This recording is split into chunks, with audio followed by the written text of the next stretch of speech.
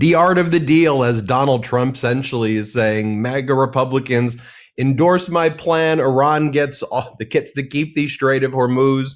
What do you think about that? Isn't that a great deal, everybody?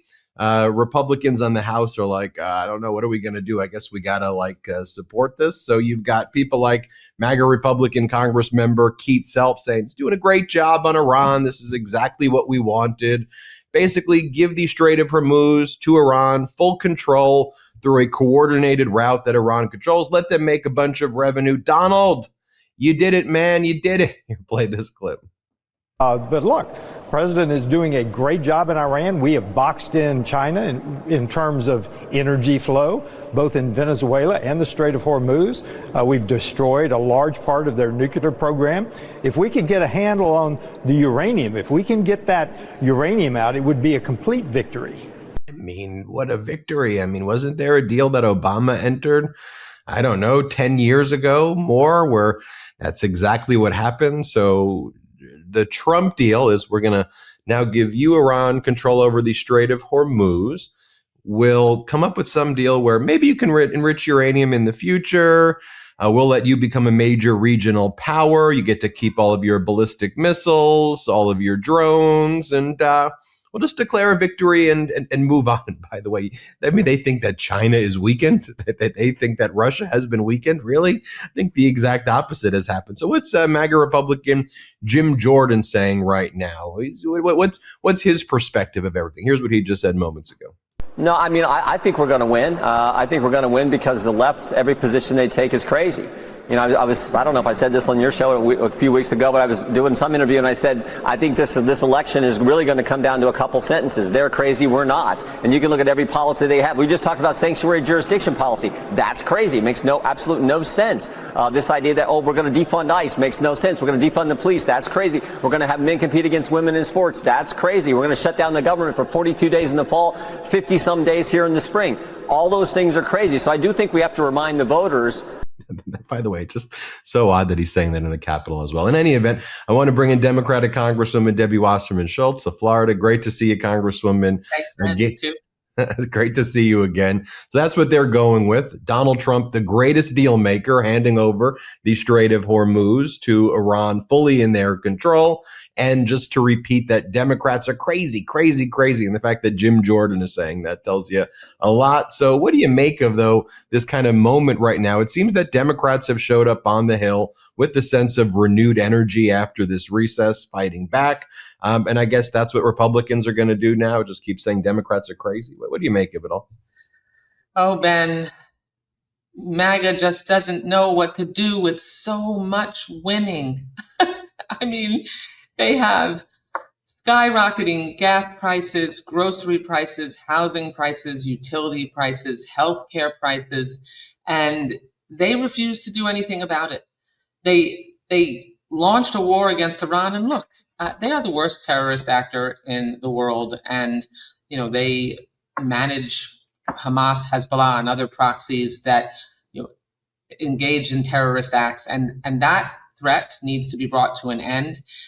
They absolutely should never have a nuclear weapon, but let's look where we are. I mean, they still have uranium, and quite a lot of enriched uranium buried deep underground that Donald Trump has shifted back and forth. Apparently, it's no longer necessary for them to take that uranium out of Iran. They gave control to Iran and are generating a whole bunch of revenue as a result of that over the Strait of Hormuz. They lifted sanctions. Trump lifted sanctions on Iran and gave them $14 billion in oil revenue because gas prices were exploding and he didn't know what else to do. And that is all going to continue to allow them to strengthen, to regenerate, and to continue to be a threat. While our healthcare kitchen table costs continue to spiral out of control. All this winning is just too much for the American people to handle, which is why we're winning special election after special election. And so if you look, I'm a show me person, not a tell me person, and the voters are showing Republicans just exactly the direction that they want this country to go. And that's why we're going to win the majority in November. So I'll deal with facts. Jim Jordan, I guess, can, just name call. Right. I mean, because I think it's crazy to have an administration that rips away people's health care.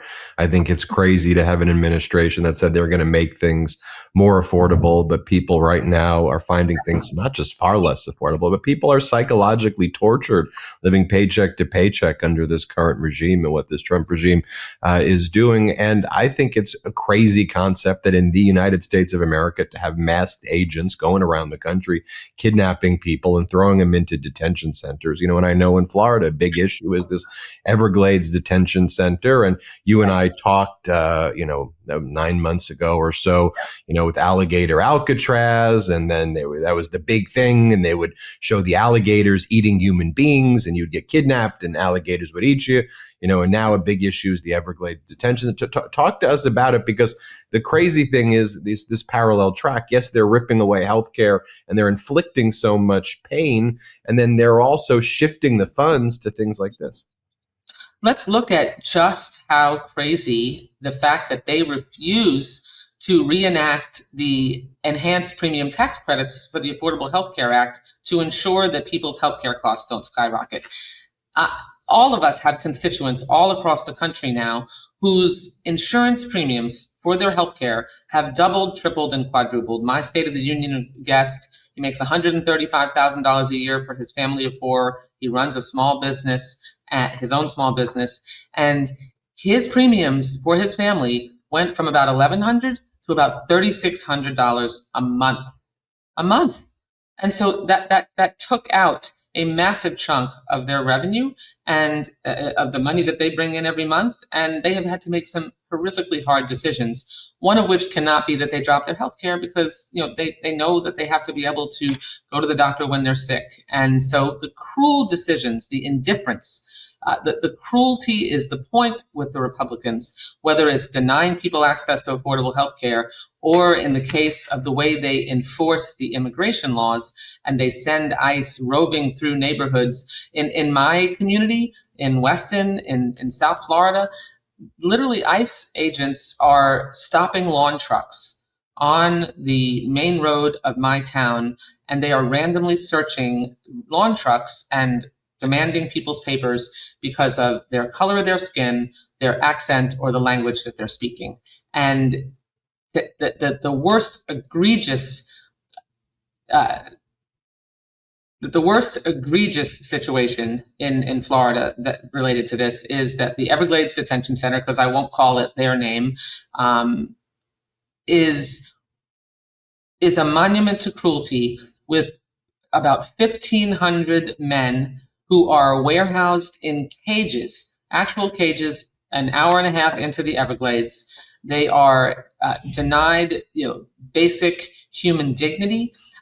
They have toilets that they are sleeping next to in these cages with no privacy. They are given meals that are insufficient in terms of nutrition. I did an unannounced visit about a week ago, and that's after the previously planned visit when I spoke to you about last year. And when I asked to see the food in the kitchen that is brought to the detainees, they brought me a box, because everything is shipped, of sandwiches, small turkey sandwiches, a bag of chips, and a Nutri-Grain bar, nowhere near enough for lunch for a grown man. And the shipping date was April 28th. And it was March 28th, and I was there April 9th, and that was food that still had not been served. So they're getting old food, and they say that they're supposed to be the worst of the worst. That's what Donald Trump said would be, and Ron DeSantis said would be housed there. And 2/3 of the people there have no criminal record at all, and certainly it's unclear whether any have a dangerous criminal record in the first place. So it is just a vile, disgusting place where the human is the point, and it needs to be shut down. Yeah, and I think a lot of people watching may not intentionally have forgot about what's going on there, but just with so much distractions and so much taking place and so many other bad things, I'm sure a lot of people are like, wait a minute, that's still going on? That's still, yeah, it is. And to your point, there are at least 2/3, perhaps even more, of the people who are detained in a concentrationist, like, a horrific detention center, like getting starved, getting, being treated this way, and no sign of when they're going to get out, what's going to happen, and they're just there. Right. Let me share a few stories with you. This was supposed to be, when we went last year, they told us that the officials there told us that this was going to be a place where people were going to be spending a very short period of time because they would be in the final stages of their deportation, and they would, be there temporarily and then sent out to be deported. Well, we have hundreds of detainees there that are there for 3, 4, 5, 6 months, many of them more elderly. The disproportionate number of more elderly people older than 55 years old, many of them Cubans, because Cuba isn't actually taking detainees back from us right now, and hasn't been for a very long time. They are sent to countries where they don't speak the language when that happens. And since I publicized my visit there, that was an unannounced visit, we're getting calls in my office, many, many calls from people who are reporting conditions on the inside of what's really going on. We had someone call in and say that a man there has a tumor and was being denied access to treatment. It was only when an on-site nurse, insisted that he get treatment that any began. We had reports of people being denied food, of people being sent to punishment chamber, where that is apparently very small. I asked about it. They said, "Oh no, of course we don't do anything like that." ICE is actually denying in court, Ben, that they have anything to do with this facility. But I confirmed with the people, the officials there, that they have a permanent presence there every single day. All the decisions related to the detainees are made by ICE. When I asked to speak to ICE officials so I could get answers to some of my questions, they refused to speak to me. I had signed privacy releases from detainees who were in the Everglades detention facility at that time. I am allowed to speak to people when I have a privacy release signed, and ICE refused to allow me access. So I could compare what they were telling me in a private conversation versus what I was being told by the officials running the Everglades detention facility. So they are using the Florida officials as a shield to hide behind, so they can pretend that this is not a vicious, inhumane facility that they are wholly responsible for. Before we go, I just want to talk about Donald Trump's behavior recently. And there's been a lot of focus on the erratic nature of what he's doing. I mean, he's always been erratic, but this has really escalated in ways that people are, your colleague, Congressmember Jamie Raskin, suggesting a commission on the fitness of the cognitive abilities. Yes. Given that on one day he will threaten annihilation of civilizations, and the next day he'll be posting AI images of himself as Jesus and say that it was actually a doctor. What do you make of all that? That's Jesus to you, Ben. What do you make of it all? What I make of this is that Jamie Raskin is absolutely right. There's the cabinet in the 25th Amendment, and then there is another mechanism in the 25th Amendment that a commission can be created to review the competency of the sitting president. I support the creation of that body because the president has been erratic. He has this, very erratic, go it alone, make it up as you go along approach to everything.